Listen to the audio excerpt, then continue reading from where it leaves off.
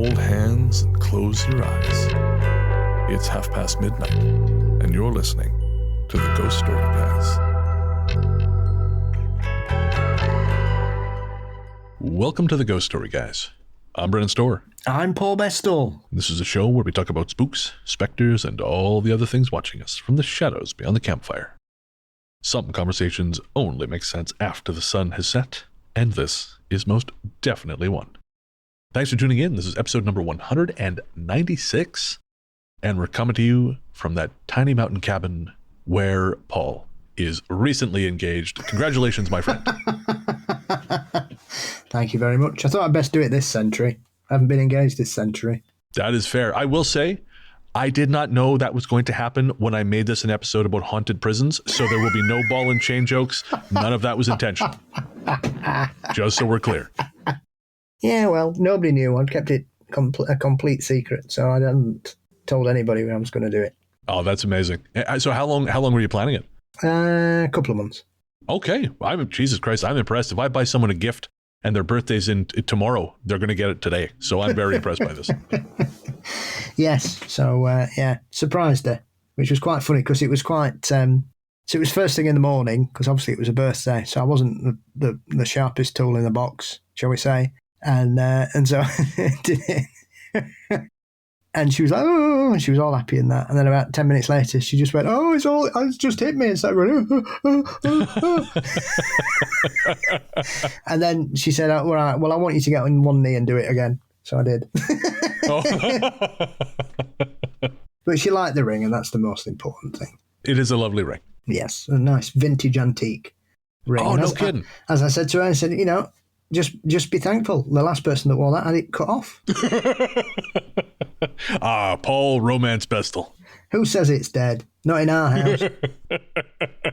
She seems happy about it, so I suppose we've done all right there.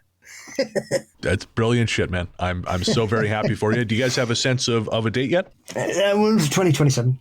As I've said, can't do it next year. I've got something planned the year after it's World Cup. I wondered if the World Cup had something to do with it. Of course it does. So 2027 is the first non-football tournament year that I'm free. Okay. There we go. I have always said if I got married, it wouldn't be in the football season because I know what some of my friends are like, and we would be doing something, and then all of a sudden we'd hear, "Yes, get in!"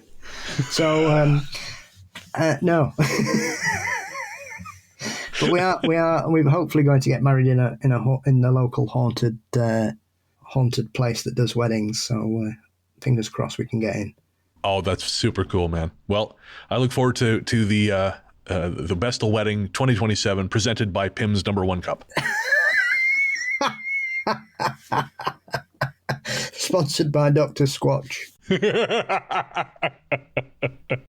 It is a joyous occasion, and to celebrate, we're doing a show about haunted prisons, is what the script says. Okay, haunted prisons it is. It's one of the few experiences of my life I've yet to have. I've never stayed in a prison. Stayed in a police cell, but never a prison. Also an experience I have thus far managed to avoid. But the folks in these stories, by and large, are people who have experienced things while working in prisons. Although there are, I managed to find some small little snippets of stories from former inmates who have shared some of their experiences. Not much. There's not a ton of that out there that I could find, or at least that I found before this. But there is some stuff, and we also have a little bit of a story, just a tiny snippet of a story from Lima, Peru. Oh. And a hotel built on the site of a prison that was once called El Panoptico. So I am very much looking forward to that. But before we get to the stories about haunted prisons, we got to thank our patrons. This one's for the patrons. Patrons, we could not do what we do without you. So thank you. Thank you, thank you. For real, guys. Every single person who downloads the Ghost Story Guys, you help make us who we are. But subscribers are truly the ones who allow us to continue.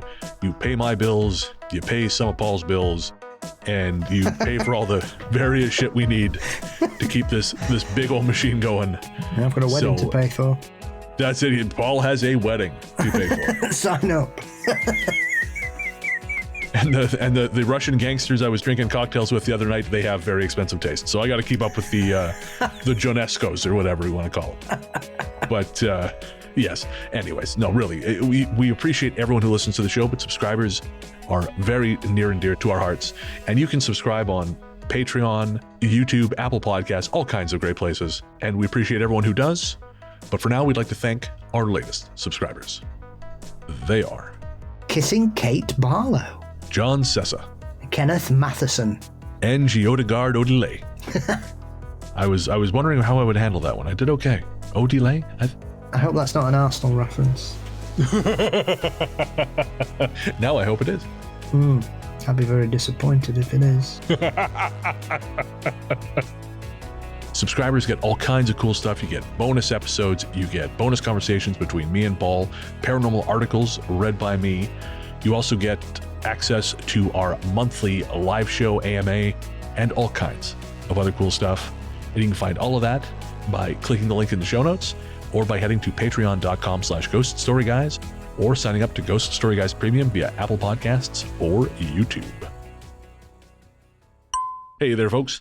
So coming in at the end of the episode with a quick heads up, this episode, because it talks about prisons, and there are a number of very unpleasant things that happen in prison or happen because of prison, or that happen to get you put in prison, there are a number of violent moments coming up, both in stories and in the conversations. Nothing, I think, that is gratuitous. It's all germane to the conversation, but it is there. So if you are very sensitive to those topics, I would suggest you keep that skip 15 seconds ahead button handy. Back to Past Paul and Past Bren as we head out of the A segment. All right, we're going to take a quick break and we'll be right back with Tales of Haunting in Lockup.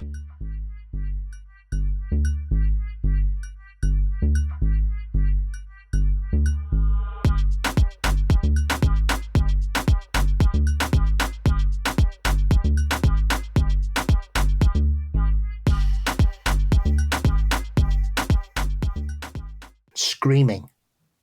So a few years ago, I worked in a military prison. Our hours were 24-hour shifts that consisted of shared downtime, just sleeping, between the shifts. One of you stays awake, the other one sleeps, and then you switch halfway through the night. I've been working at this prison for a while by this point, and I was currently working in our special quarters. Our SQ was just a long loop with all the cells on the inside of the loop. Every 15 minutes, I'd have to do the health and comfort check and basically walk by each cell, making sure that the inmates were alive and healthy. Every cell had a security light, so even at night time, the cells are never truly black so we can see inside. One specific inmate I remember was in special quarters because he was mentally not all there. His favourite thing to do was draw, scream all day, pee outside the cell, and sleep. One day, we had to do a cell extraction on him because he was clawing at his gums with his fingernails and using the blood from them to draw symbols all over his cell wall. Medical were looking at him on the spot while I was going through his cell to check for contraband. Looking through his drawings, he'd always make childlike sketches of him playing games with his brother, and then a creepy shadow silhouette of a person.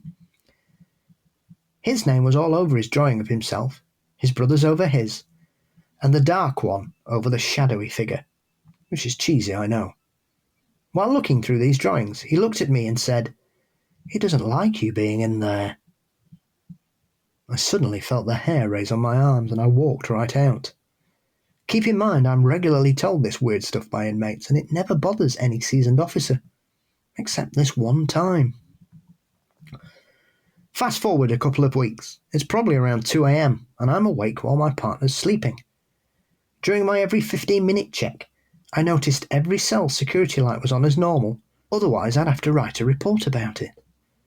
I was sitting in the little cell we use for our food for the day eating, when all of a sudden I heard this extremely loud screaming. I couldn't make out what the screaming was or what even language it was, but my arm hairs raised again and I ran to find the source.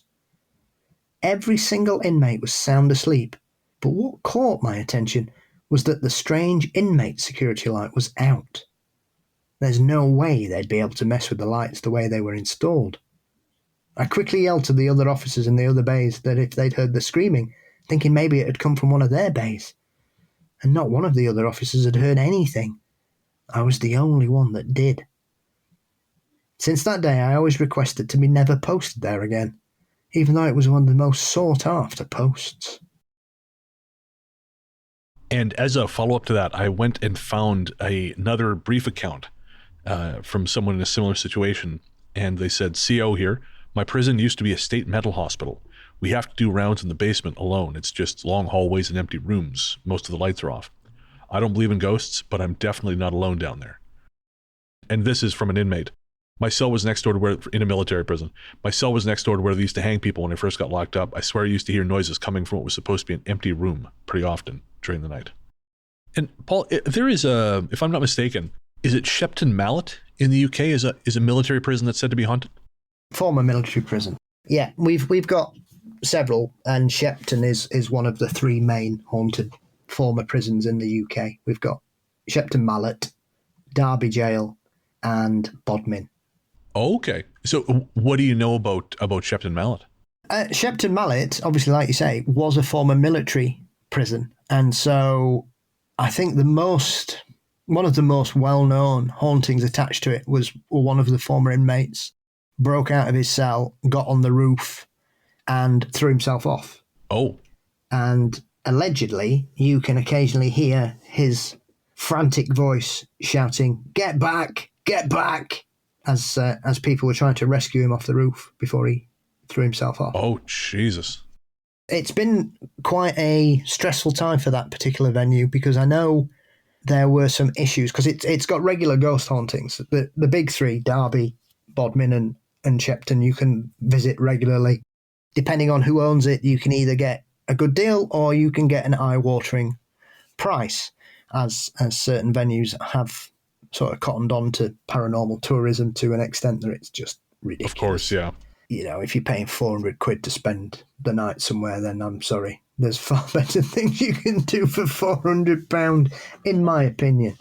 Anyway, and so Shepton's probably the one where it's probably the best recorded and most consistent with a variety of things. I think it's also got, the usual doors opening and closing and footsteps being heard and keys rattling and things like that. So yeah, Shepton Mallet's certainly up there. But yeah, it had a bit of a traumatic thing. It was going to be sorted out and things were happening, and then somebody said they were going to sell it, so it shut with no notice. Things were cancelled, and it seems that it's under new ownership and it's gone back to what it was. So, but it was a bit touch and go for a while, and people thought they might lose it permanently or it would get redeveloped or something. Because this is the other strange thing. Jails in this country these are all old jails. British prisons are crap anyway. Some of them are some of the most terrifyingly badly maintained locations in the country. They're atrocious, and it's a powder keg. And Britain's prison population is at bursting point right now. Oh, I didn't know that. I didn't realize you guys had such a large inmate population. I know that's sort of a thing people talk about America, but I didn't realize that was also a British thing. Compared to some places, it's not that large. I mean, it's just under 100,000, but it's double what it was 30 years ago. That's mad.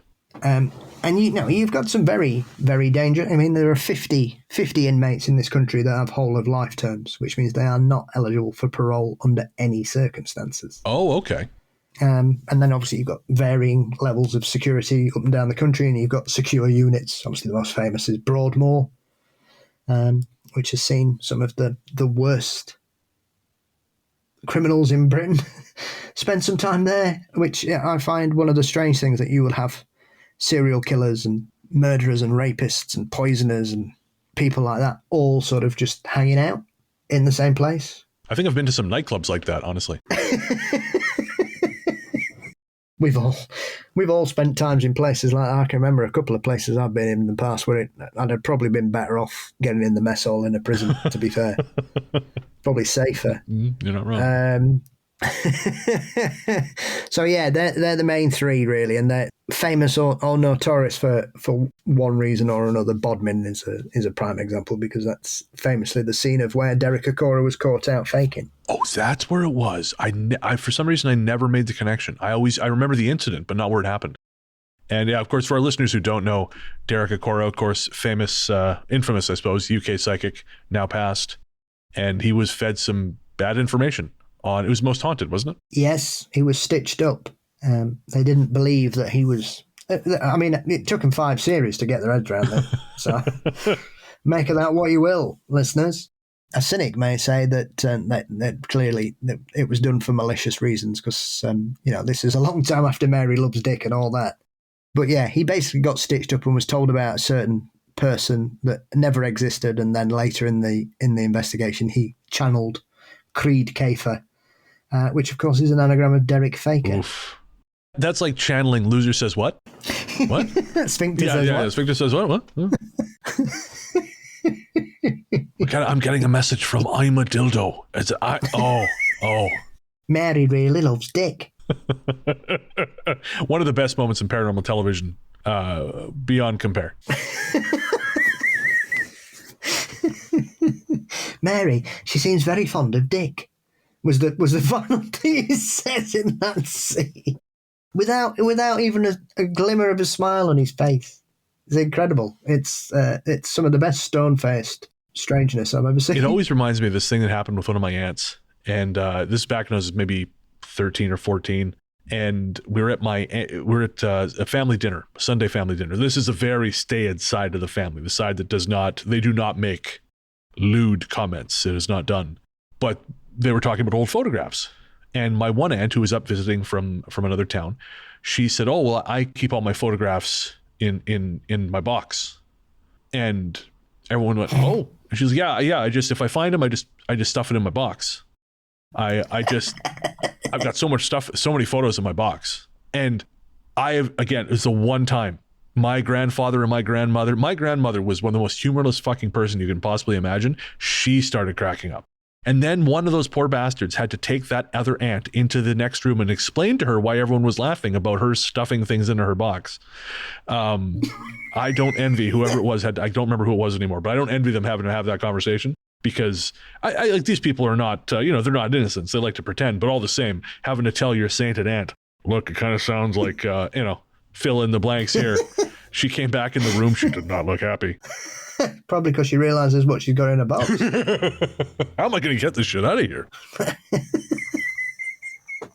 It's like sometimes we have to help out at Christmas at work doing deliveries and stuff. And one of the lads was doing parcel deliveries and he sent us all a message saying, "I'm really sorry. Somebody's just smashed me back doors in."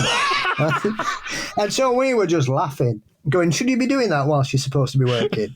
And he didn't get it. Oh, no. He didn't get it at all until somebody pointed out what it meant. And then he was like, "Oh, you dirty bastards." That's the kind of relationship you've got with your missus. I see. That's all right, son. It's all right. We're all open-minded here, mate. Good for you. Ask your parents, kids. They'll never let you listen to the Ghost Story Guys again. It's moments like this when I do think about people saying, "Oh, yeah, well, we let your kids listen." I think, don't. Look, I love it, but don't. How can we forget that small child that asked us for our autographs at Parameet? Oh, yeah. Yeah. Sorry to everybody in Coventry. I'd say mea culpa, but we're just going to do something like that again.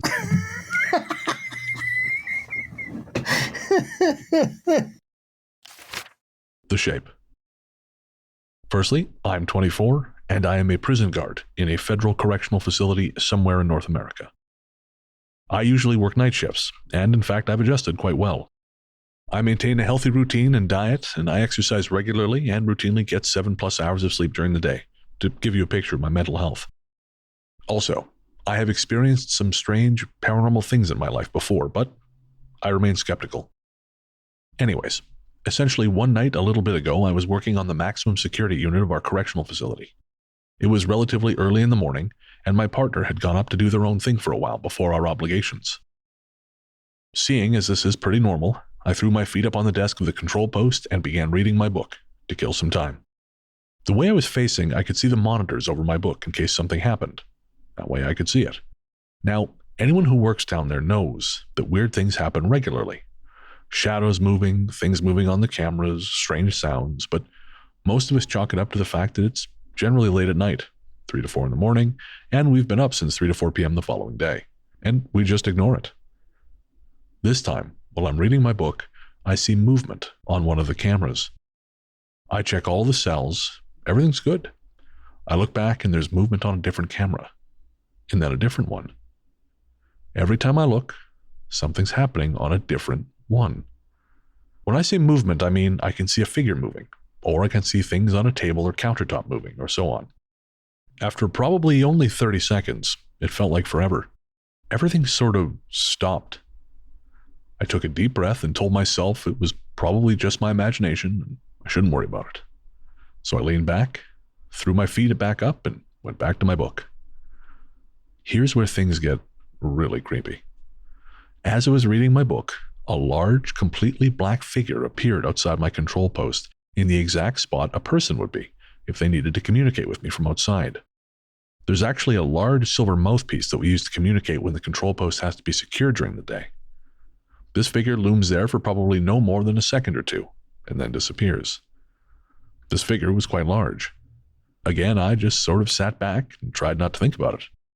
Although I'll admit that my nerves were a little rattled. Anyways, my partner came back down to grab his things before his obligation took him back up to the main part of the correctional facility. He sat down and we talked for a minute, then I told him what I'd experienced. We both laughed and said it was probably nothing. In fact, he actually said, "If there was a ghost here right now, he'd tickle my balls." We both laughed some more and he told me to stop being a pussy. Oh, sounds like a real gem, this guy. I laughed some more and convinced myself that I was just abnormally tired and had been hearing things. He left to do his thing, and as I was letting off of the maximum security unit, one of the female inmates on our segregation range began screaming incoherently. She pressed her emergency only button. I radioed my friend to come back down so that one of us could go check. He immediately came back down and asked me what the hell was going on. I told him I had no idea. She just started screaming at the top of her lungs as soon as he left. He decided to go check on her, took the disable key for the alarm, and proceeded to her door. Being as the segregation range is right alongside the control post, I stood by the door to listen when she was screaming. And this is more or less along the lines of her ranting. She was saying, "You've got to fucking help me. He's trying to kill me. Oh God, he's trying to kill me. Help me, please." At this point, she was crying hysterically and banging on the door. She actually hurt herself trying to bust the gigantic steel door open. My friend turned to me, slightly pale, and we both shrugged our shoulders, not really sure what was going on. He calmly explained to her that she's been locked up for days and that the institution's been locked down since the previous evening and no one had gotten in and she was safe and no one could hurt her. She continued to scream and cry hysterically and said, "You idiot, you don't fucking understand. It's my husband. My husband is here and he's trying to kill me. Please fucking help me. Let me out of here. He's right behind you. He's right behind you." At this point, my friend was frozen in raw animal terror. Standing by the door, I could see that there was no one behind him, but a tangible presence was definitely felt by all of us on that range. He later told me he was so scared that even though he knew no one was there, he felt like there was, and he could not make himself turn around. After some talking, we eventually got her to calm down. She eventually explained that every so often when she's been a bitch, her own words, not mine, that her husband comes and haunts her and abuses her like he used to. She says it starts with nightmares and eventually leads to his presence, wherever she is. I told her we would get the psychology and healthcare teams to see her as soon as they were in for work. She begged me to see if they were in now, and I agreed to call, but told her I couldn't promise anything. I phoned healthcare, and of course, no one picked up, so I hung up before the answering machine kicked in. She eventually went back to sleep, my friend went on with his business, and I was stuck alone in the control post for the next 30 minutes. Nothing else happened while I was there, and I was thankful for that. I told my coworkers who'd come in for the day shift what had happened, and no one could really believe me, but they could see I was legitimately shaken up by it, and know that I'm not the kind of person who would lie or make up a story of this kind. I finally got relieved and headed home for an unsettling sleep. Now, the next two details are going to sound made up, kind of like the cherry on top, but I assure you they actually happened. First, my friend did some research on this particular person, and it turns out that she'd previously killed her husband as he was violent and abusive. He was approximately 6'7" and about 275 pounds. The creepiest thing about this was that, and maybe I'm extrapolating, but that more or less describes the scale of the black shape I'd seen outside of the control post. Second, I guess right after I left, about the time the rest of the institution's staff came in for their shifts, my coworker got a call from healthcare who sounded a little strange. They asked if anyone had called and left a message. My coworkers told them that I'd called about an hour and a half before anyone got there, but hung up without leaving a message. They said that was extremely strange because they did get a message at about 5:30 when I called, and all they could hear were two people screaming. And yeah, Paul, again, I'm not sad that I've never had a career in the correctional industry, because the shit like this is not for me. No, that does not sound like the kind of wing you want to be working on late at night. Could you imagine? Hard fucking pass. No. I mean, there's one of the prisons over here, HMP Shrewsbury, I think it is, which is still an active prison, is notorious for one particular wing being full of very strange feelings and people seeing shapes and shadows lurking about and people hearing screaming and stuff. So, yeah, no thanks. Shrewsbury's hilarious as well because they had a public, because obviously capital punishment was banned in the UK in 1961 here. And so their former execution room, where they used to hang people, when they decided not to do it in public anymore and brought them, just killed them in jail instead. When they stopped executions in the UK, they turned their execution room into a group therapy room. Oh, I guess I respect the commitment to turning things around, but Jesus, that's grim. Yes. Yeah. Never waste space in a prison. No, I guess not. I found this other just little bit of a thing. And this person said, I work in the oldest prison in my state. In fact, it was a prison before my state was even a state. I frequently use the staff gym before roll call and have to blast the radio, which only gets static, so I don't have to hear doors closing and keys jingling in a building where I know I'm the only person in. We've had several hundred executions happen at this facility since the 1800s. Before this job, I was firm on not believing in paranormal stuff. Now it happens so frequently, it's starting to become a daily norm, which is, again, just a crazy statement. Like, no, the world is what it is. Who gives a shit? You're born, you die, the end. And now all of a sudden, after working in a prison, you think, well, I guess I need to reevaluate my stance on these things. I'm not surprised, and anybody that's watched any horror film from the 1980s will know that executions are not the end of nasty characters who can suddenly turn themselves into electricity. I was going to say, we all know the story of that documentary about Horace Pinker. It's not Shocker. Shocker. Shocker's that one, isn't it? And Trick or Treat's similar, but obviously he dies on stage, not in prison, and then comes back through backward playing records, of course. That easy gateway to Satan. There's House 3. Yes. Yeah. Prison. Actually, folks, if you can track down Prison in Canada, it's not streaming anywhere, but someone has put up a low-res copy on YouTube. But that was the job that got Rennie Harlan Nightmare on Elm Street 4. And about, it's going to shock you, so sit down. It's about prison. But it's got a lot of... It influenced Gerard Butler's most recent film, which made people burst out laughing when they saw the trailer in the cinema. Which one was that? Plane. Oh, Plane is a ton of fun. I'm not going to say it's a good movie, but it's a lot of fun. And I seriously think the sequel's being called Boat. Sub. I'll watch it.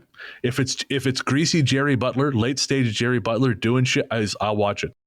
I'm just there. I'm there opening night. As long as it's not end of the world shit. I couldn't watch Greenland. Apparently Greenland's actually pretty good. I just can't do apocalyptic shit anymore. But if it's Jerry, fighting corrupt cops, or who cares? Terrorists, tourists, protecting the president. I think there's another one of those coming as well. Yeah. What's fallen now? My resistance to the powers of Jerry Butler. Yeah, 300 seems a long, long time ago, doesn't it? It does. But at the same time, I'm like, maybe that's for the best. Because I feel like the Jerry Butler in, what's that movie called? The one with it's the cop movie. It's like Heat for like Duplo. Band of Thieves? Heat.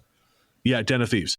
The Jerry Butler in that, where he's eating a greasy donut with his big meat claws, that feels like the real him. I feel like buff Jerry Butler, that was always a put on. That was always like, this is what the Hollywood machine demands.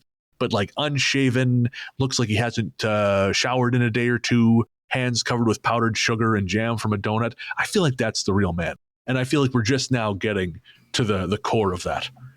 Weren't most of it in 300 CGI anyway? I think just the backgrounds. I don't think the... I think they did some muscle work as well. Could very well be. That helps me feel better about myself. So, all fake muscles. That's what I say.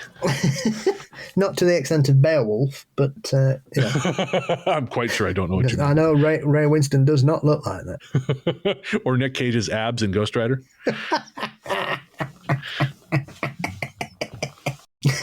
I wish I could have someone CG some abs for me just all the time. Like my kitchen. Actually, sometimes I'll talk to Nick in the morning. Or after work or whatever, and if I don't have a shirt on, the light coming from the kitchen window hits me at just such an angle that it actually looks, if you've been hit in the head recently, it looks like I have muscular definition. And I wish every interaction I have could take place in the lighting from that window, because I look reasonably close to a human being, and it's actually quite nice. So I just got to figure out some way to mimic that, or again, if I can CG that, a la Nick Cage or Jerry.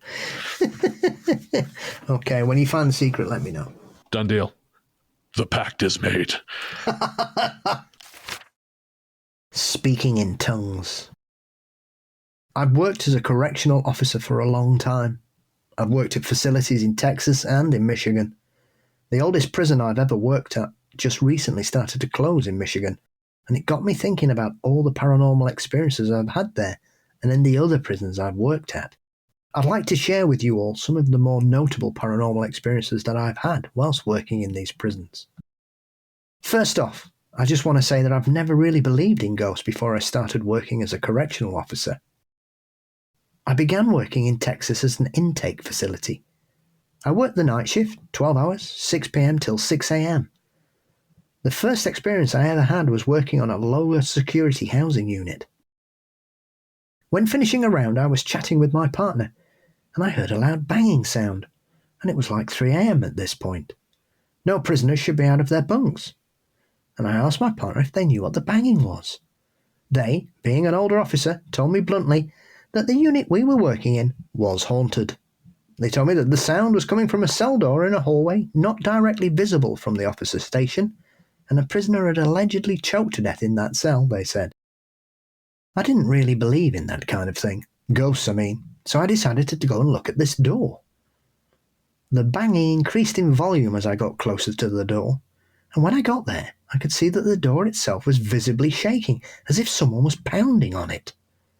There was absolutely nothing that could have been causing the door to shake like that, and I was at a loss for words. Another experience I had was at the same facility, but in a different housing unit. It was once again around 2 a.m, and I was sitting inside the officer station watching the cameras and talking to my partner. I looked at one of the cameras and clearly saw a prisoner sitting at a table in the day room. I turned my head physically to look into the day room, and no one was sitting at that table. No one was supposed to be out of bed yet, so I asked my partner to go check it out. I rolled back the time on the camera to see if I could see where the prisoner might have gone, but instead, I watched as the figure on the camera slowly faded away before vanishing completely. My partner came back into the officer station and we both watched this video over and over. Later on that same night, during one of my rounds, I noticed a wet floor sign that had got left out, so I picked it up and returned it to the porter closet. As I got back to the officer station and looked back to where the porter closet was, once again the same wet floor sign was now left out. I asked my partner if they were playing a joke on me or something, because I know I've just put the sign away, but my partner denied doing anything with it. I went back out and I made sure I put that sign back in the closet before locking the door. Well, when I got back to the officer station and looked back, and you won't believe it, but that goddamn wet floor sign was right there in the open again. My partner and I were both watching this wet floor sign now. It started to tip over on one end very slowly, 2 of its legs off the ground, and then just slammed itself into the ground. It then proceeded to slide quickly up the hallway and then back to the in front of the closet door before ceasing all movement. God. My partner and I refused to come out of the officer station for the rest of the night because we were scared shitless, and I don't blame them. One more notable one from Texas. I was working in an ad seg unit, really high security for prisoners that get in fights and cause a lot of problems repeatedly. we had a prisoner who was sitting in one of our close observation cells. These cells are usually used for people who threaten to harm themselves. In summertime, prisoners will sometimes say they're suicidal to get put in one of these cells because they're a lot cooler and far nearer the air conditioning vents that the normal housing units don't have. The prisoner told me that this was what they were doing, and they just didn't want to cause any problems. Later on that night, one of my partners and I were watching cameras, when all of a sudden we saw a shadow moving across the floor. Eventually it came to the close observation cell and disappeared under the door. This is where it gets a little crazy. I did a round and checked on the close observation cell. The prisoner was pacing in the cell. I asked them if they were okay, and the prisoner told me that something just didn't feel right. They were hearing voices that weren't there. I tried to calm them down, and eventually they did, laying on the bed. Later on, my partner called for assistance because that same prisoner had bitten the skin off their own wrists, causing them to bleed, held them above their head, and allegedly began to speak in tongues. God damn. I actually think that has some of the most, crazy, striking imagery we've had recently on the show. As with anything, I've said this before and I'll say it again. When normal, everyday objects start acting really strangely, I think they're far more terrifying than seeing a shape or a figure. Oh, yeah, because that just completely upends your notion of what's real and accepted. Yeah. But it also, it just makes you think, well, what's going on here? Why is it, has it got a sense of humour? I mean, if they've got a wet floor sign and it's like sliding about, woo, woo, ha ha, enjoying that, living people, ha ha ha. So yeah, that's freaky, isn't it? Oh, it's bad. Yeah. I remember hearing a case, I'm not sure where I heard it, and it was a case about a prison in the US where somebody basically started ranting in tongues for no reason. And he was a notorious serial killer who was executed. I've forgotten what he was, but essentially it's a horrific crime. He basically ate 2 girls. Good God. And then claimed he basically had a blackout and said he couldn't remember what he'd done. But if he'd done what they said he'd done, he deserved to die. And he was executed. Yeah. But whilst he was being kept in his cells, they were saying he would often at night speak in tongues and there's just no idea what was going on. And he was executed really quickly, like super quick. Oh, fascinating. Within like a couple of weeks. But yeah, it's a horrific crime. He was discovered on the bodies and he'd been eating them with his bare teeth. Good Lord. Man, I'm going to have to put a fucking content warning on this one. It's interesting stuff. It's just unexpectedly gruesome. I have those depths sometimes. This is true. One of the many things I appreciate about you. Thank you. It's chilling. It's, because that's a heinous crime of itself before you add the strange babbling in unknown language. Yeah. No, that's dark. Slightly less dark than that, although reasonably dark. I found an article in the Austin American Statesman. It's from Friday, October 29th, 1999, and it is another Texas story. Now, the full article is quite long, so I'm only going to read part of it here. Patrons will actually get the full article, but it is called Tales from the Cell Block. Eerie scenes, sounds fuel Huntsville Prison's ghost lore. And this is the East Texas Penitentiary at Huntsville. And so I'm just going to read the opening of the article, and again, patrons will get the full thing. This is by Mike Ward. Huntsville. Almost from the day he started working in Texas's oldest prison, Billy Ray Holmes heard the stories. The ones about the footsteps heard clomping up wooden stairs at night, or about the sound of cell doors slamming shut when none were open, the unexplained cries of anguish. But I didn't believe any of them, said Holmes, 36, not even the one his father, also a correctional officer, told him, about the night a steel trap door in a guard tower rattled wildly, even though no one was near it. His views changed in May 1990 while he was working the graveyard shift in the creaky old South Cell House, where many of the spooky stories were born.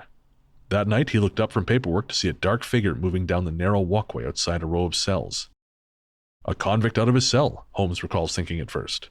But whatever it was came out of the wall, right through the wall, and went into a cell, he said. I went right down to that cell to see who it was. There was just one mate in there. He said, yes, sir, I saw it too. It came right through here, went right through the back wall. Right through it. And again, that is just part of the article, but Texas prisons, a real bad place to be for a lot of reasons, turns out. Well, I'm not surprised. Some of these maximum security prisons, you only have to look at some of the inmates that have been executed in some of these establishments. And I'd be amazed if they weren't haunted.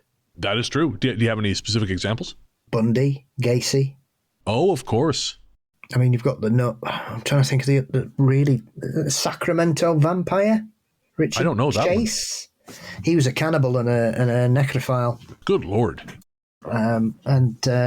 He was one of those that he'd been institutionalized and then they thought he was fine, but he wasn't.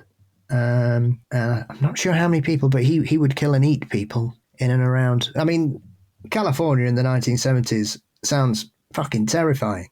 You know, because you've got all these nutters just running about. I mean, what on earth was in the water in California in the 1970s? You've got Bundy, you've got the Hillside Stranglers, you've got Zodiac, you've got the Doodler, you've got the Yuba County Five disappearing up the coast.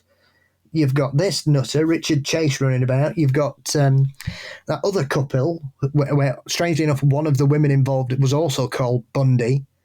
And he was basically chopping people's heads off and they were just murdering people, this couple. They were the freeway killers. I mean, this is all in the 1970s. And Chase was at the end of it. And he was quite clearly given the death penalty. But he'd been sort of hoarding the antipsychotic, antidepressant drugs they'd given him. And he basically took 6 months worth at once and died. But he started telling people that he thought that the prison guards were in league with the Nazis and they were trying to kill him because he knew the truth. Folks, consider this a PSA from Uncle Brent. If you start thinking, they're coming for me because I know the truth, seek help. That is never a good sign, because I'm going to tell you, 90% of the time, you are not Woodward and Bernstein. You are, in fact, having a psychotic break. Or you're in Invasions of the Body Snatchers. Well, okay, or that, yeah. So 90% psychotic break, 5% Body Snatchers, 5% Woodward and Bernstein. You never know. And just quickly, you mentioned the Nazis. Always a favorite whipping boy of the show.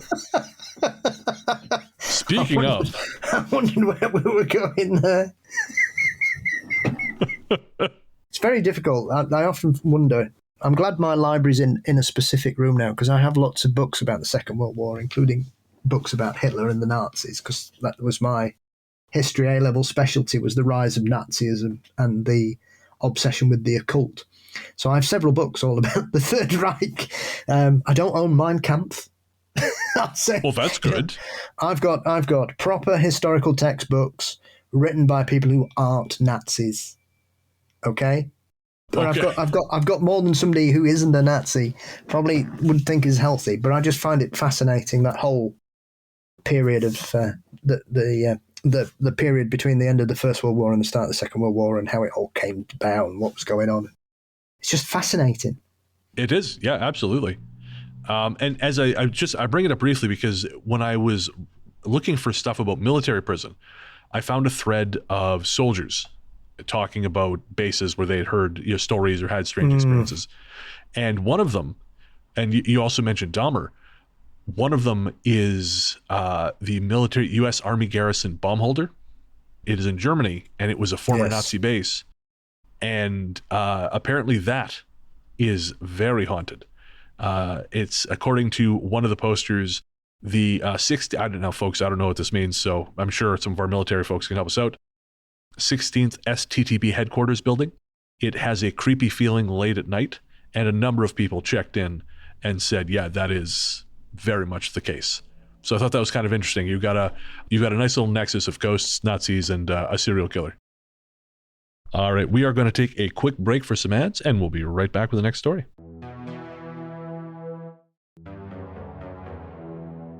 All right, welcome back. So as a quick break from the format, I wanted to share something I found that I mentioned at the top of the show, and it's not a story. I don't have like a sort of a cohesive narrative the way we usually do. But when I was doing some research earlier today, I found this little tiny piece in the Montana Billings Gazette dated Monday, December 20th, 1971. And it's literally just this little tiny paragraph. And the headline is Prison Ghosts. and it's from the Associated Press. It says, Lima, Peru.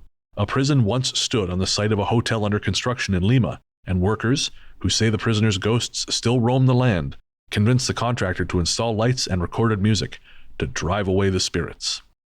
So I read that and I thought, okay, well, I got to know more.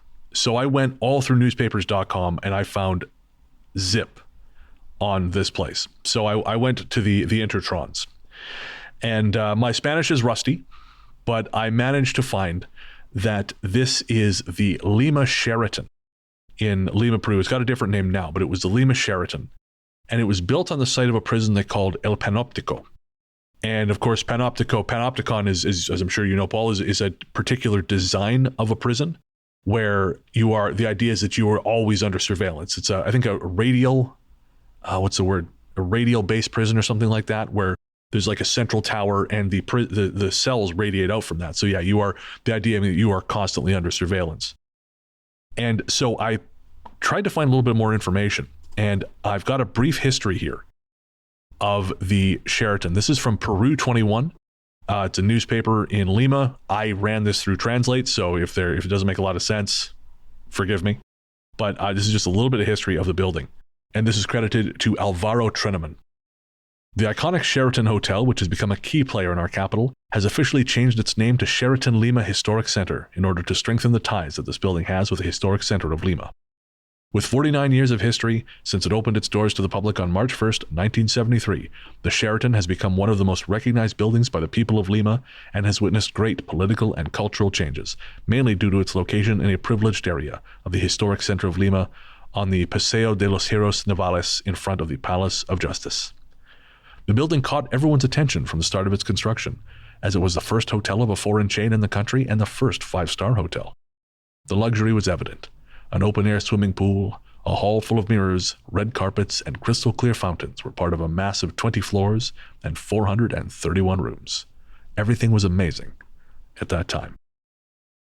Now, we don't need to know about all the famous guests. Most of it's not going to make sense because we don't really know the culture of Peru, or I don't at least. However, when you scroll down to Maab Stories, this is where it starts to run into a little more our territory. And I'm going to say, folks, this is another probably, maybe it's going to be violent in places, so heads up if you're sensitive to these kinds of descriptions. Keep your fingers near the skip 15 seconds ahead button. Under Maab Stories, Treneman says, not all the memories were glorious and emblematic, as the past of the place where the hotel was built brought with it the first macabre stories that began to be rumored among the people of Lima. It turns out that the land where the Sheraton and the Civic Center were built was also once the site of the Lima Penitentiary, also known as El Panoptico. It was open from 1862 to 1961, a prison built during the time of President Ramon Castilla, and which did not have a good reputation. During the years of construction of the hotel, there were rumors that after midnight the ghosts of those executed in the now defunct penitentiary would appear between the columns. The murder of Marita Alakara is undoubtedly considered by many to be the most serious incident that occurred at the Sheraton facilities and which remains etched in the memory of all Peruvians. In the early hours of August 19th, 1990, guests and employees of the famous Sheraton Hotel came across a terrible scene. The naked body of a woman lay at the edge of the pool on the building's outdoor terrace. The body of Marita Alakara, 33, was recognized by her mother after seeing the photographs, and the first theories about her death pointed to suicide. However, after further investigation, it was concluded that the young woman had been thrown from the 19th floor. The main suspect in the murder was a wealthy banker Leandro Reaño Cabreos, Marita's partner and with whom she had spent the night at the hotel. The case became darker because the main suspect used his power and money to get away with it, but after complaints from Marita's mother, who revealed that she was pregnant, the body was exhumed to reveal the surprise that her uterus had been removed. In 1995, Reaño was sentenced to 7 years in prison for Marita's murder, which seems very low, in addition to paying 200,000 soles in reparation to Corina Ra, Marita's mother. However, he was released in 1998 and only paid 120,000. I feel like that's all not enough regardless. And so that gives you a little bit of history into the Lima Historic Center Hotel. But I did find one other note, and this is, again, this is translated, so it's going to be a little bit rough, but I managed to find a Spanish language Facebook group where people shared their memories of that prison. Now, This is the only one I found that was kind of relevant to our uses. A lot of the stories are pretty awful. But this one says, a friend of mine tells me that she was one of the guards of the Lima Tower and had to quit. This person was working at dawn and said that at rest time, other colleagues would sleep in the storage room in the basement, and they never got to sleep because they would hear screams, noises, moans, and dragging of chains. And if you did fall asleep, the nightmares would be bad enough, they would wake you up. The aura of the place was strong, burdensome, and traumatizing. So I thought that was fascinating, man, because it's just, I had never heard of this place. Did you? No, not at all. Yeah. And so if not for a single mention in a Billings, Montana newspaper in 1971, I never would have even heard of this place. But it was a prison, is now a hotel, and has some mojo going on. Although apparently they're not really keen on talking about it, which I suppose I can't blame them. Yeah, it's not even the most notorious prison in Peru. No kidding. What's the most notorious prison in Peru? There is another one that is infamous. San Juan de la Gigancho. Okay. That's the most notorious prison in Peru. Interesting. And that one's still open? Yes. It's the largest prison in Peru as well. I mean, it's not as big as the terrifyingly large Angola prison in Louisiana. Yes. We actually, I think, had a story from Angola on the original prison episode. That prison's bigger than Manhattan. Holy shit, I had no idea. And it's very different to a lot of prisons because the prisoners live in houses. Oh, interesting. I didn't know that. It's self-sufficient. They grow crops there and all sorts. So basically everybody gets jobs and you live in houses and you can get promoted up and down the facility depending on your behaviour, and you get better houses if you're better behaved. So just before we move on, I still have the original script for episode 77, Haunted Prisons, whatever it was called. And so this is the little bit about Angola. I worked at Angola from March 1993 to March 2000. I believe several areas of the prison are haunted. You can actually hear prisoners screaming, chains rattling, and that's in an old empty cell block that's not used anymore. I also know that the lethal injection room is definitely haunted. The building that once served as a woman's dormitory up till the 60s now houses newly hired officers that are participating in their initial job training. Staff have reported immense feelings of depression and sadness in this dormitory. Shadow people have also been sighted. Yes, I'm not surprised. One of the most notorious incidents in Angola prison history was that 31 inmates sliced their own Achilles tendons to get attention to the poor conditions they were living in the 1930s. Good Lord. Oh God. Yeah, this one's having a big old content warning on it. God damn. Just the thought of that fucks me up. Yeah, because they cut the budget and basically people were living in shit. Wow. That's commitment. Well, as someone that's worked with the rehabilitation offenders, the improvement in the conditions of prisoners whilst in custody is a disgrace in most learned countries in the world. And I think the sooner we realise the ramifications of shit conditions in prisons, we will suddenly realise that perhaps if we dealt with these kind of issues a lot better, people would be better prepared. I mean, over here, people try to get sentenced for longer sentences because they don't get specialised help or training if they're not in for long enough. We have a similar issue here, yeah. And so people will get out, reoffend, and go back in knowing they'll get a longer sentence, but they'll learn a trade. Right. I mean, it's just balmy. Yeah, it's bad, man. It's bad. We're sadly at this point in society, and I think we've always been here to a certain degree, but where everyone gets really horny for this idea of brutalizing criminals, where they think that's, fear and pain or how you rule the people. And that has never been true. Doesn't work. You can't treat people like that and then release them and expect them to be, well-adjusted members of society for what regardless. And often people go in with pretty minor crimes and end up becoming hardened criminals because of the overcrowding and prison populations, and they end up learning things that they probably would not have had. And as with anything, poverty leads to crime leads to being sent to jail, and it's a vicious, never-ending cycle of despair for a lot of those people, regardless. That's exactly it. I feel like one of us should make a fart joke just to bring things back up. Condemned. When I started working at prisons in Michigan, I worked at a prison that was built way back in 1877 and is one of the oldest prisons still operating in all of the United States. There were so many small experiences that I've had here, Doors would slam, you'd hear voices, you'd get cold chills. The first real notable experience I had was around Christmas time on my third shift in the oldest unit on the facility. Usually we don't have prisoners there, but we had opened the unit to separate prisoners during the pandemic. I didn't have a partner due to how short-staffed we were, so one of the other officers set up a TV for me to keep me entertained. If I was going to be far away from all the other units, then this was the way to do it. I did rounds for most of the night and watched TV in between them. At some point during this shift, I began to hear a banging noise from a door that leads to a long hallway. At the end of this hallway is an even older, condemned part of the prison. I opened the door and took a look down that hallway. A cold breeze hit me, and the hairs on my arm all stood on end. Thoroughly creeped out, I closed the door and went back to watch the TV again. Then the TV started rapidly flipping through channels before stopping on static. One day on another third shift, my co-worker and I were in working positions that allowed us to have a lot of free time, and with no prisoners to watch. So we decided to explore the prison. We explored the tunnels that went underneath the prison, the old barns, the old unstaffed gun towers. We eventually decided to go look at the old condemned part of the prison from my earlier experience.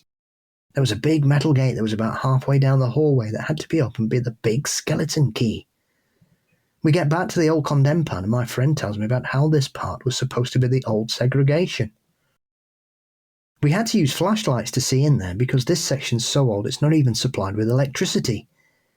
The energy we felt back there, I'll never forget. I was just filled with a feeling of complete and total dread. We had started to head back down the hallway to where the gate was when his flashlight suddenly died. We made it to the hallway, barely able to see anything in the almost pitch blackness. We were at the door when we heard someone running after us, so my co-worker fumbled with the key as we heard it getting closer. We got the gate open and sprinted out of there, and that was the last of my explorations in the prison. And I, for one, do not blame you, sir. No, I was thinking, not to minimize the internal politics of the carceral system and working in it, and it's a whole thing, I understand. However, I will say, I want to have a job where I can explore like the Goonies. Well, it's 3 a.m. and all the murderers are apparently asleep. I'm going to go off in search of adventure. Yes. I don't know that I would do that. Why not? What have you got to lose? I've seen Natural Born Killers. I've seen how it ends for Tommy Lee Jones. I got lots to lose. T2. Also this, also ends very badly there. I had a look around. They're probably talking about the Michigan Reformatory, which closed in 2022. So I don't know what's happened to the building now, but it is presumably still schlock full of terrifying ghosts. Yes, running ghosts are never nice. No, good Lord. It's like running zombies, except you can't see them. I found this other sort of corollary story, just a very short little thing, again, just in bits and comments on different forums. When I used to be an officer, sometimes the fuses would blow in certain cells. So behind the cells was a long maintenance hallway you'd have to go through in order to get to the fuse box for the cells or plumbing. Sometimes if maintenance didn't show, we would have to do it if we knew how. This hallway behind the cells looked like a movie. It was dark, damp, wet, and you'd see a rat or two scurrying around. I remember going there to flip the switch, and I saw something standing in the middle of this dark, damp hallway about 20 feet from me. I thought it was an inmate, so I yelled again and started walking towards the figure, and the figure just fell through the floor. I kind of knew right? Yeah. Bye. Later, bitches. I kind of knew right then and there that it was probably a ghost or spirit, so I wasn't super freaked out. Okay. I guess given a choice between ghosts or an inmate who has cornered you in a dark corridor all alone, yeah, fine. Okay, yes, ghost is the better option. Yes, yeah. Man, hard pass. I think I've told you before, I have an uncle. Well, it's Nick's uncle. He works in a women's prison in the UK, and he said the scariest thing there is when the inmates talk to you. He'll walk into a room with because of course, as I'm sure you know, I don't know why I'd say, what it's like in a woman's prison, Paul. I've seen those documentaries. Exactly. Yeah, the documentary Caged Heat with Linda Blair. I've seen it too. Yeah. He's said that essentially the instructions are, if any of the inmates comes on to you, you leave right away. Yes. And he's a very quiet little guy, very like classic Englishman, little stick arms, beer belly, and very quiet. And he just, will walk into a room with his little bucket and pail, and one of the women will say, "Ooh, have you come to give me a seeing to?" And he's just, "No, ma'am." And you just roll your bucket back out the door. Bye. Yeah, exactly. Like Homer disappearing into the hedge. That's more or less what he describes. Yeah, exactly. Same body type too, I might add. Yeah. My best mate's dad was a screw at Wakey Prison, Wakefield, which is notorious. Oh, really? Yeah, some of the worst are kept at Wakefield.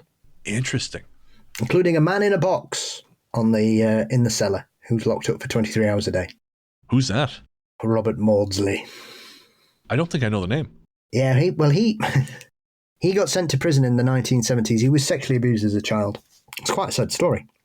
And he ended up homeless and was running tricks to get by. And on one particular evening, he was sexually assaulted by a client, and so he beat him to death and was sent to prison. Unfortunately, Maudsley has now killed 4 people, 3 of whom he's killed in prison. He has a real dislike of paedophiles, and on, I think, the first person he murdered, they basically him and another inmate barricaded themselves in his cell, and they tortured him for a specific period of time, and eventually chopped him up into little bits and started eating parts of him. Good Lord. That's 2 cannibalism references on this show. That's a first for us. And and Maudsley's done it a couple of times. But some prisoners said, I don't understand what the problem is, because, if you're not a paedophile, you're fine. But yeah, he was. I don't know if he still is. The thing is, he's a very eloquent, well-read man. Interesting. And he's been interviewed before, and he's basically said, I just wish they'd kill me, because I don't have a life. This is not living. I don't see what the point is. And he is essentially kept like Hannibal Lecter. He's in a plastic box. So, and he's probably the most notorious British prisoner you've never heard of, Maudsley. I was going to say, I've heard vague references to a prisoner who was known for killing pedophiles, but I don't think I ever knew his name. Robert Maudsley. I'm not sure if he's still at Wakey. In fact, let's check. Is he still alive, I think? Yes, he is 71.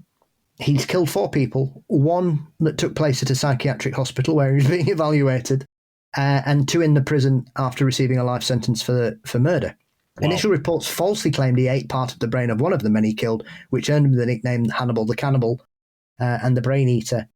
Newspapers have been advised that the allegations were untrue, according to the post-mortem report, and Maudsley is the longest-serving British prisoner in solitary confinement. He hasn't killed anybody since 1978. But they still got him locked up like Magneto. Yeah, so in 1983, Maudsley was deemed too dangerous for a normal cell, and prison authorities built a 2-cell unit in the basement of Wakefield Prison. Due to his history of violence, when outside his cell, he is escorted by a minimum of 4 prison officers. Jesus Christ. In 2000, Maudsley unsuccessfully pleaded for the terms of his solitary confinement to be relaxed or to be allowed to take his own life via cyanide. He also asked for a pet budgerigard, which was also denied, and has since said that his life has no meaning and he just wished he could die. I mean, I hesitate to say I'm sympathetic given the circumstances, but I'm sympathetic in that, it's a strange kind of stasis. Yeah, if you, I mean, like I say, he has done interviews with television and the press, and he is one of those people that you would be stunned when you find out what he's done. Other people will say, well, has he really? I mean, this is the situation, isn't it? I mean, murder's murder.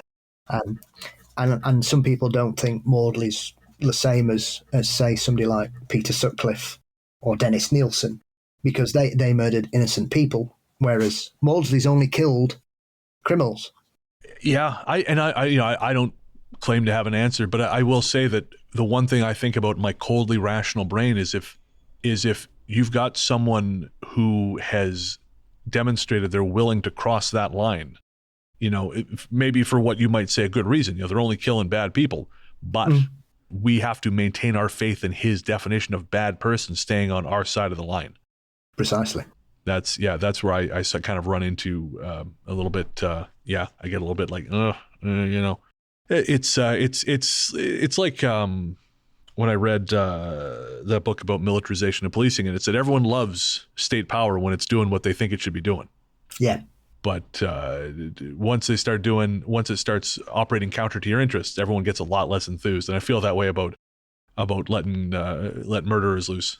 Yeah. Oh, yeah, absolutely. I mean, there will always be exceptions to the rules, and there will always be situations where people have murdered somebody in self-defense, and there are countless miscarriages of justice where people have had to do that, where it's basically kill or be killed. And thankfully, the law, certainly in the UK, seems to treat those particular cases in a more sympathetic and balanced and nuanced manner, which I think you can, because often it's very easy to get swayed by the shock or the baseness of reporting in certain circumstances and certain cases. And I think it takes a lot of effort for people to disentangle themselves from emotional language being utilised and described. And I think often that kind of colours any conversation when we talk about serious offenders, regardless of their crimes. Yeah, no, I couldn't agree more. Sorry, my microphone stand just fell apart. Give me a sec. I thought something had happened. God damn. All right, I'm back, I think. Good. Motherfucker. All right, we're coming back from an edit because my microphone fell off the fucking mic stand, and I just put moisturizer on my hands. I couldn't screw the goddamn thing back in. These are the new men we are. Good Lord. I like I said, my fingers get dry and then I chew them when they're dry, so then they bleed.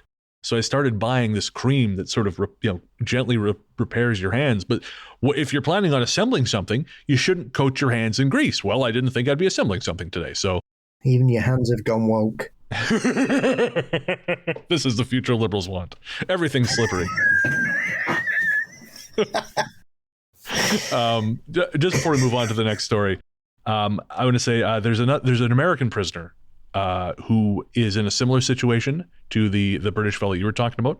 He's a guy named William Boscott. Oh, yes. Are you familiar with Willie Boscott?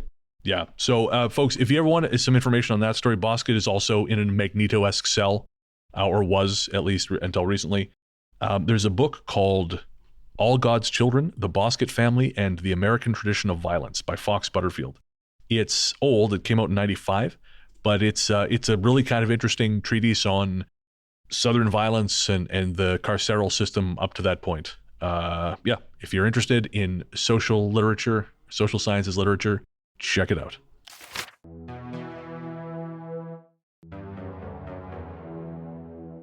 I was a jail nurse for about 3 years in a correctional facility that housed approximately 1,300 inmates. Loved the job and would have stayed longer, but administration was terrible. Anyway, I worked the night shift and have stories to tell. I worked both booking and infirmary, but the majority of the incidents occurred in infirmary. The first happened after I'd been there for maybe a month. Not a new nurse, but new to corrections. Anyone who has spent any time in a jail will tell you that when those heavy doors slam shut, it is a very distinctive, definitive, loud sound. To get to the infirmary, you have to have a key or be buzzed in by central control. So I was sitting at my desk and I heard the metal door outside my office click, like someone from Central had unlocked it. It opened about halfway and then slammed shut. Now, in my office, there is a huge glass window so that nursing staff can see any inmates that are about to enter. So when the door slammed, I thought it was the officers dicking around. I jumped up and went to the window and no one was there. I called Central and the officer that answered sounded like I just woke him up from a sound sleep. I said, "Ha, very funny." He had no idea what I was talking about. I knew this officer and was surprised that he would go along with any type of prank because, frankly, he was kind of a jerk-off with absolutely no sense of humor. So I just thought it was some mechanical glitch. I sat down and everything just changed. It felt colder, like I was being watched. I was just all around uncomfortable. I took my stethoscope from around my neck and put it on the desk, then left the office to go back to the medical department. I stayed in medical for a few minutes, talking to the staff in there, and then went back to my office. When I walked in, I went to grab my stethoscope off the desk to check an inmate. It wasn't there. I looked on the desk, on the side, underneath. It just wasn't there. I should mention that when I left my office, I did lock the door as per protocol, and I'm the only one on shift with a key. Now I thought I was going crazy. So I started looking everywhere, could not find it. In my office, there was a large closet that held all the supplies. This was also locked, with the key being on the same set of keys that I carry. Anyway, later in the shift, I needed to go into the closet and get something. I don't really remember what, but sitting in the middle of the floor was my stethoscope. I picked it up and the heavy metal door outside my office clicked again, opened halfway, and slammed shut. I locked the closet, locked my office, and went out for a smoke. I was scared shitless, but had responsibilities and patients to look after. So I went back in. And I swear the whole atmosphere felt lighter. It was warmer and I just felt more comfortable. After my shift, the central officers rewound the tapes for me, and I saw the doors just open and slam shut with not a single person near them or in the hallway. I wish I could say that was the last time that happened or that I got comfortable with it, but I didn't, because each time it happened, it seemed that the doors slammed harder, and that uncomfortable feeling lasted longer and longer. It almost felt like I was being stalked. Things that went missing were found in different parts of the jail: my pen case in the women's wing, my med sheets and solitary central control room, my portable blood pressure cuff in the kitchen. And each and every time something of mine would show up in some other part of the jail, the officers and I would look at the tapes and see no one. Remember I said I felt like I was being stalked? Well, that's because all these things happened to me, but no other nurse who worked nights. Not one other nurse who worked on my days off had any doors click open or slam shut. Their stuff didn't disappear and then reappear somewhere else. It was just me. Every officer and every one of the medical staff who worked there well before I got there swore up and down that this type of incident never occurred before. It got to the point for me that I started just not staying in my office. I got all my stuff I needed for my shift and sat at the officer's desk. I did that until I left there and got another job. I haven't had anything like that happen again. And I gotta say, Paul, I think the most frightening thing about that story, about almost any story, is still just the managerial incompetence that you get in large administrative systems. Yes, more bullshit bureaucracy. Yeah, it's kind of amazing. That's like a commonality among almost every little bit of anyone working in some kind of system like that is just, well, the managers are idiots. You know, the people working at the ground level, they do what they can, but the managers are useless. And funny enough, I'm actually helping someone deal with this right now.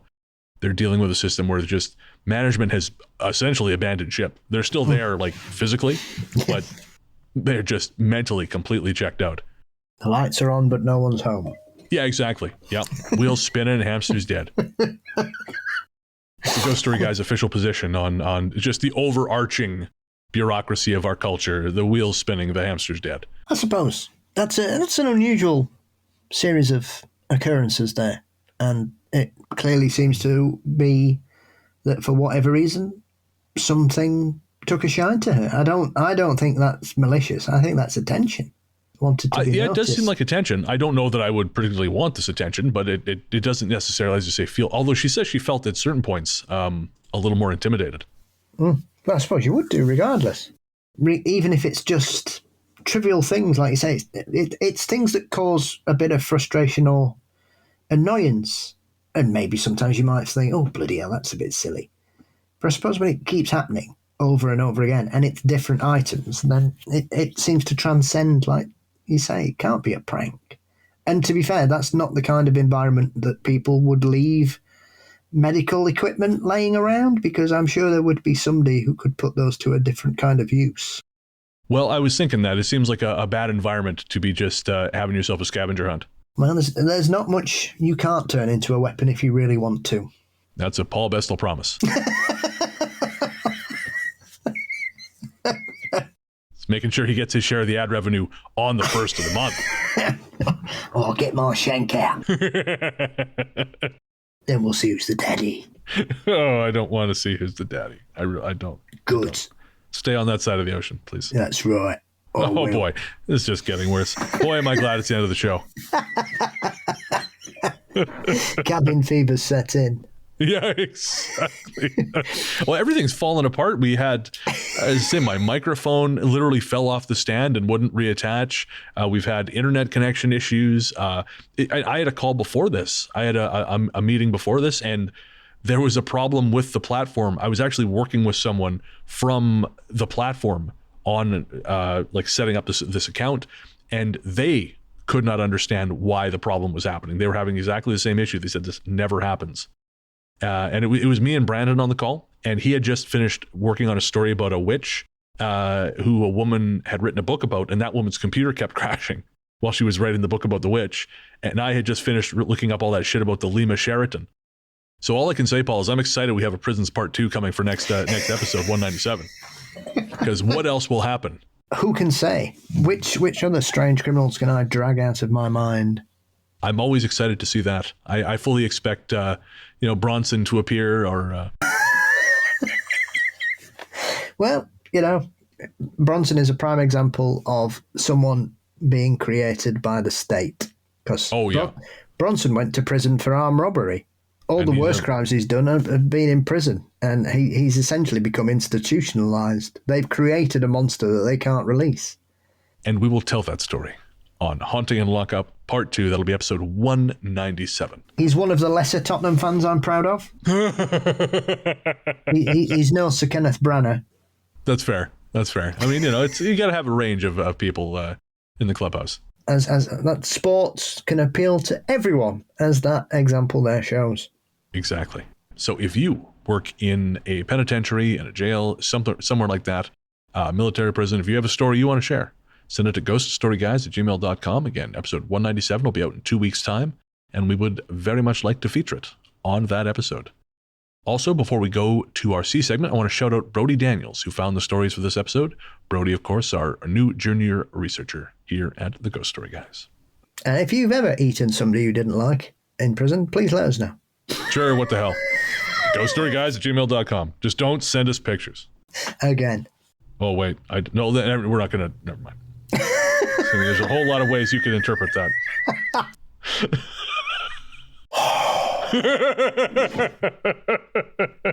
Goodness. I don't know what you mean. No, I know. I think it's rude. Scandalous. We're going to take a quick break. We'll be right back.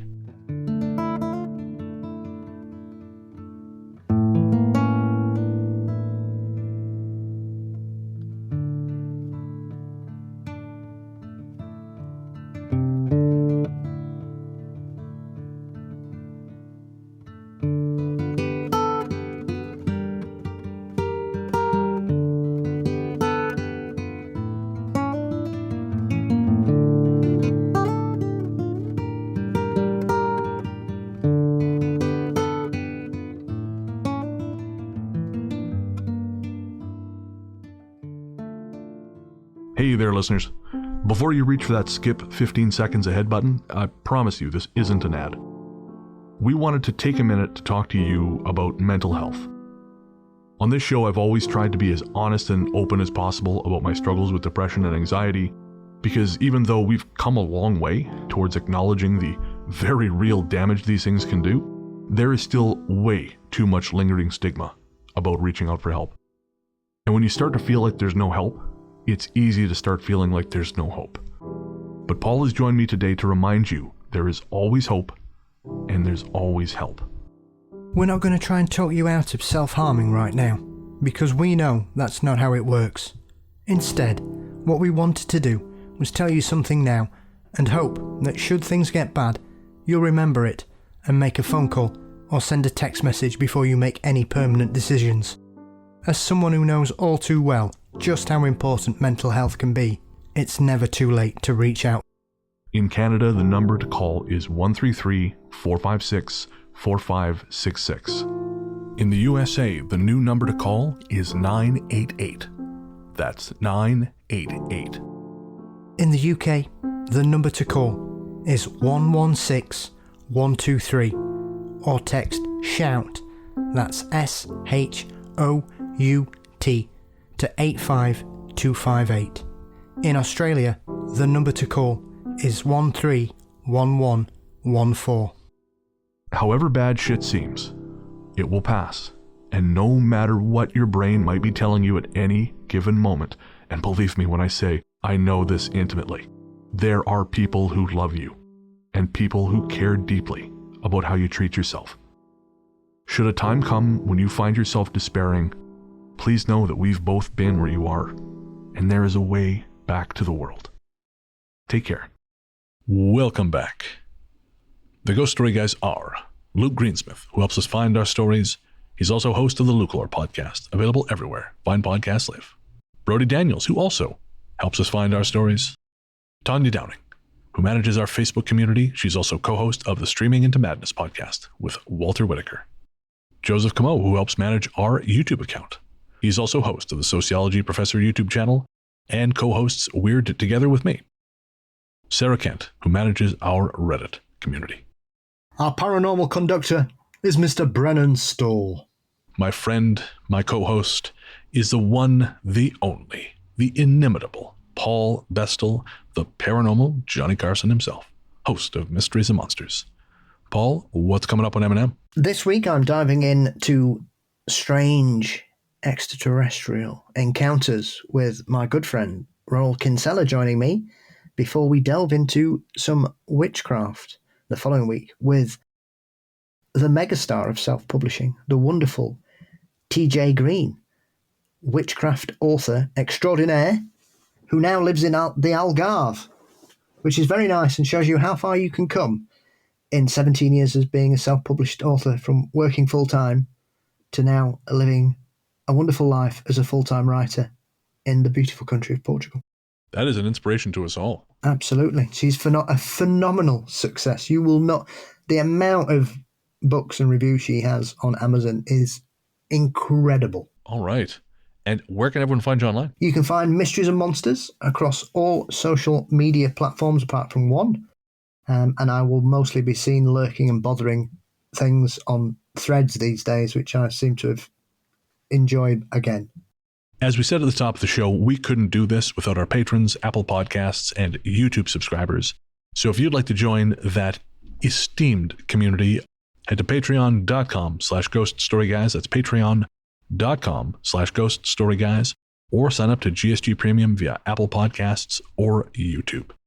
You get access to bonus episodes, an ad-free feed, the live streams that Paul and I do every month. You can also sign up to be a member of Ghost Force and have your name read out on every second story episode. And really, you just you help show your support for the show. I mean, if you can't afford it, we get it. Money is hard to come by these days. Just downloading the show, send us an email, send us a story. That's enough. But if you got the extra cash to help grease the wheels of this big machine, then, well, we would certainly appreciate it. Again, that's patreon.com/ghoststoryguys, or sign up to GSG Premium via Apple Podcasts or YouTube. If you want to pick up any Ghost Story Guys merchandise, head to our website, ghoststoryguys.com. Again, that's ghoststoryguys.com if you want to pick up some GSG swag. Our theme song, Radio Into the Darkness We Go, is composed and performed by Peter Kursoff of Pizzanta Music. Find more from him by searching for Pizzanta Music wherever you get your tunes. And I guess that's going to do it. Well, we'll be back next week, but until then, into the darkness we go.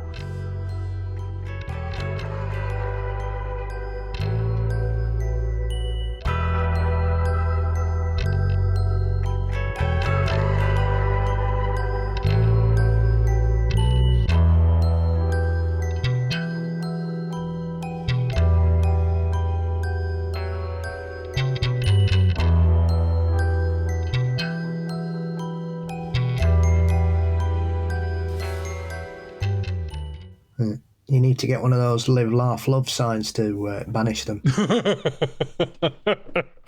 I think that just destroys marriages. I don't think that actually gets rid of anything else. It's not the worst thing. I remember doing some voluntary work many years ago, cleaning out a local river, and one of the chaps turned up to help us who worked for the river authority or whoever they are, and he had the worst tattoo of Freddy Krueger I've ever seen in my life. Oh, no.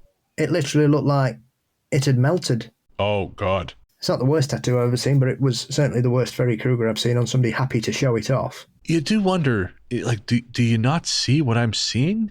Or do you have some kind of reality distortion field? Because I want some of that. I need some of that. Maybe it's just a dream.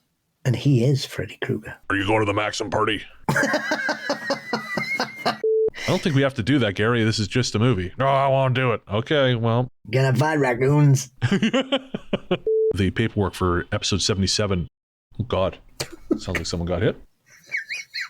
Even I heard that. Oh, actually, I have a very nice review to share with you here. I love your podcast. I thought I would just say that. This was the first time seeing your face for some reason. I thought you guys would have big beards. God, and I've got fucking moisturizer on my hands, so everything's slipping. Is that what they call it these days?